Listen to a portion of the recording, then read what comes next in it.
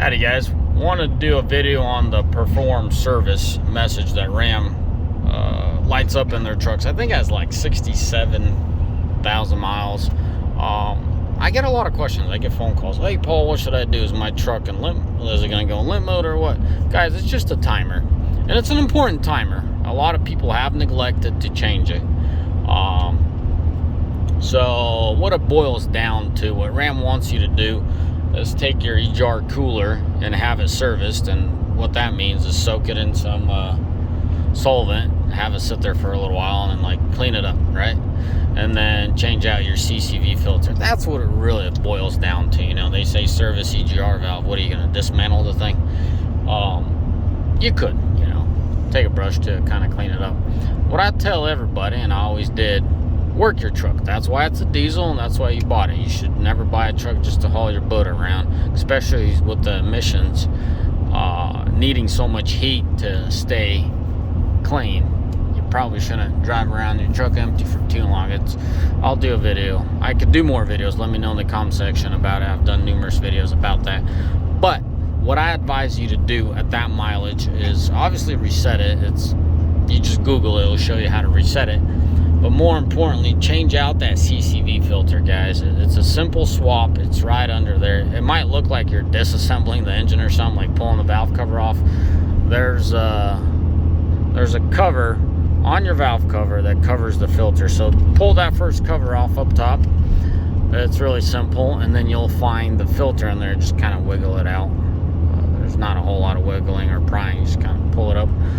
What happens when you don't change out that filter?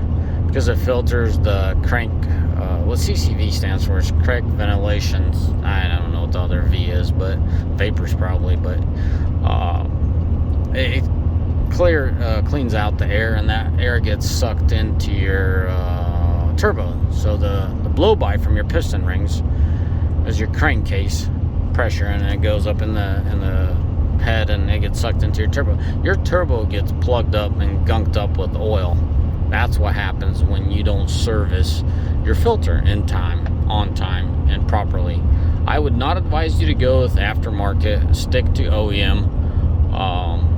Unless you can't get your hands on Fleet Guard, go with a good, trusted company like Wix. Obviously, I'm not sponsored by any of them, but I tell you, do that. So it's not going to be immediately noticed, the CCV thing, if it's not serviced on time. You'll see it down the road. I've had customers that didn't change them for like 150, 200,000. I mean, that turbo is disgusting. So obviously I bought a used truck with like 300,000, and shortly after that the turbo blew because the original owner didn't change it out to like 150. So it prolongs the life of your truck. So you follow that schedule, your turbo's set for at least 500,000. Guys, I've replaced a hurt turbo.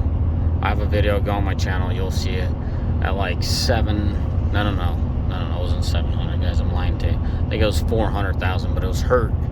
And then the first OEM turbo I actually replaced was at 700,000. The veins started catching. Most of the time when the dealer tells you need a new turbo, 95% you need a turbo actuator. It's the electrical part to the turbo that turns the veins. Okay, but there is that little bit of percentage that you might have a hurt vein and it's kind of sticking, so it's throwing the actuator off. Anyways, boys, as always, may the Lord bless you. May Almighty find day in the comment section. Let me know if you want me to branch off on this. God bless. Bye.